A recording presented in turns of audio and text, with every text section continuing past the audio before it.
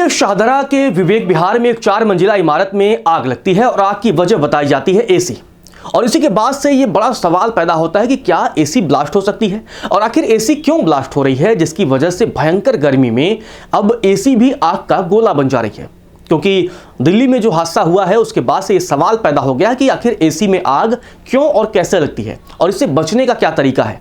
क्योंकि जिस एसी को हम मानते हैं कि ठीक है भयंकर गर्मी से आ रहे हैं, सुकून भरी नींद वहां मिलती है, और वही आग जानलेवा बन जाती है। क्यों, कैसे और बचने का तरीका क्या है, इस वीडियो में मैं आपको बताता हूं। लेकिन उससे पहले अगर आपने लोक सेवा न्यूज को सब्सक्राइब नहीं किया है तो आप चैनल को सब्सक्राइब कर लें। सबसे पहली वजह होती है ओवर हीटिंग। जी हाँ, क्योंकि ओवर हीटिंग एक बहुत बड़ी वजह है। बाहर वैसे ही टेम्परेचर 48 डिग्री, 45 डिग्री, 46 डिग्री लगातार गर्मी बढ़ती जाती है, और अगर बिना बंद किए दिन भर एसी चलाया जाता है तो इससे एयर कंडीशनर ओवरहीट हो जाता है, यानी जरूरत से ज्यादा गर्म हो सकता है, और ऐसे में एसी में आग पकड़ने की संभावना बढ़ जाती है। वहीं जिस एसी में पहले से गंदे फिल्टर्स हों और बाहर लू यानी हीट वेव चल रही हो, तब भी एसी में आग लगने की संभावना बन जाती है। तो ये पहली गलती। दूसरी, गलत वायरिंग से। जहां कई बार गलत वायरिंग भी एसी को आग का गोला बनने पर मजबूर कर देती है। अगर आपने एसी को किसी नौसिखिए से लगवा लिया है जिसने एसी को गलत तरीके से या फिर आउटडेटेड वायरिंग कर दी है, एसी में शॉर्ट सर्किट की संभावना बढ़ जाती है और आग लगने की संभावना बढ़ जाती है। इससे एसी में चिंगारी भी दिखाई पड़ती है, इसीलिए स्टैंडर्ड वायरिंग करवाना बेहद जरूरी है। तीसरी वजह है ओवरलोडेड सर्किट। अगर एसी के प्लग को ओवरलोडेड सर्किट में लगाया जाए जिसमें पहले से ही प्लग्स लगे हैं, तो करंट के फ्लो से ओवरहीटिंग हो सकती है और वहां भी आग लगने की संभावना बढ़ जाती है।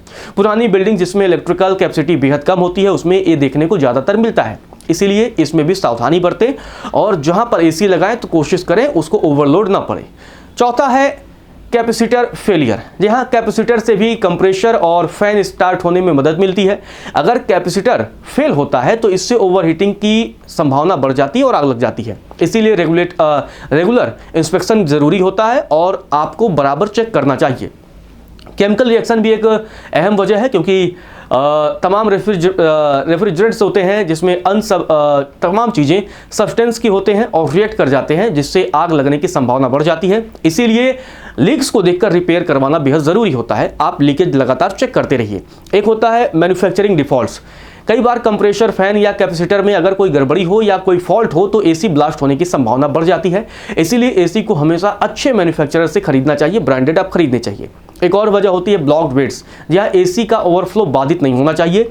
इसका विशेष तौर पर आपको ध्यान रखने की जरूरत होती है, क्योंकि अगर एयर फ्लो रिस्ट्रिक्टेड होगा, बाधित होगा या फिर वेंट्स ब्लॉक्ड होंगे तो इससे यूनिट ओवरहीट होने लगती है और फिर आग की संभावना बढ़ जाती है, जैसा कि दिल्ली वाले हादसे में हुआ है।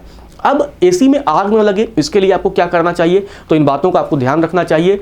वो मैं आपको बताता हूं, क्योंकि सबसे ज़रूरी चीज़ हो जाता है कि आखिर इन चीज़ों से बचे कैसे। दरअसल एसी फायर प्रिवेंटिव मेजर्स यानी प्रॉपर इंस्टॉलेशन जरूरी है। जब आप घर में एसी लगवा रहे हो तो उस वक्त हमेशा लाइसेंस इलेक्ट्रीशियन से ही लगवाना चाहिए। लाइसेंस इलेक्ट्रीशियन मैन्युफैक्चरर के स्पेसिफिकेशन के अनुसार ही एसी इंस्टॉल करेगा, मतलब पूरे प्रोटोकॉल का पालन करेगा। इससे इलेक्ट्रिकल फॉल्ट्स की वजह से आग नहीं लगेगी। दूसरी है सर्किट्स की ओवरलोडिंग से बचना चाहिए। इलेक्ट्रिकल सिस्टम्स को अपडेट करें और एक ही सर्किट पर ढेर सारी मशीनों की प्लगिंग या वायरिंग नहीं होना चाहिए, इसका भी ध्यान रखें।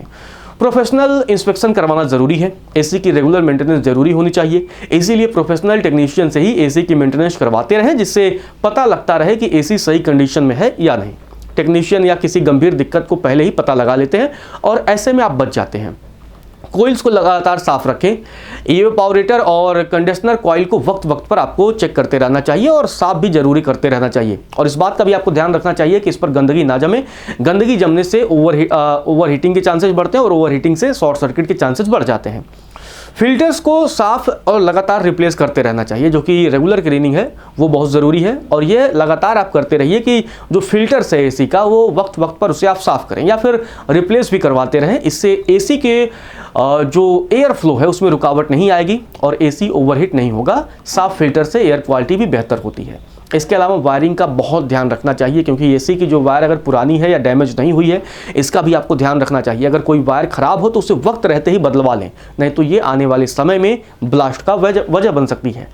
और लगातार एसी को ना चलाएं, चाहे कितनी भी गर्मी हो, लेकिन एसी को लगातार मत चलाइए, बीच बीच में थोड़ा ब्रेक दीजिए। ज़रूरत हो तो एसी, अगर रूम ठंडा है तो कुछ देर पंखे का यूज़ करिए, नहीं तो कुछ देर के लिए बंद करिए, क्योंकि अगर आप उसको वो ठंडा होने के लिए बंद नहीं करेंगे, लगातार चलाएंगे तो ओवरहीट बढ़ जाएगा। वैसे भी बाहर बहुत टेम्परेचर रहता है, तो इस वजह से भी आग लगने की संभावना बढ़ जाती है। एसी आपका आग का गोला बन जाता है। तो इन बातों का आप ध्यान रखिए। उम्मीद है आपको ये जानकारी पसंद आई होगी।